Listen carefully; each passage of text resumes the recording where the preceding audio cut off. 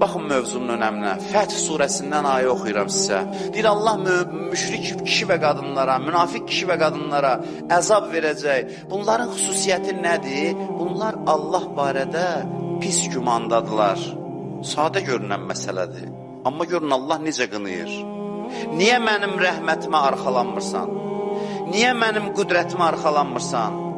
Niyə mənim vədələrimə inanmırsan? Sonra görün nə tünd danışır Allah bunlar barədə. Allah deyir, pis fikirləri başlarına gəlsin onların. Allah onlara qəzəb eləyəcək. Allahın qəzəbi olsun onlara və lənət olsun onlara. Onlar üçün cəhənnəm hazırlanıb və o nə pis dönüş yeridir. Niyə bu qədər əzab? Allah haqqında düz fikirdə olmadıqlarına görə. Allahdan xeyir gözləntisində deyirlər.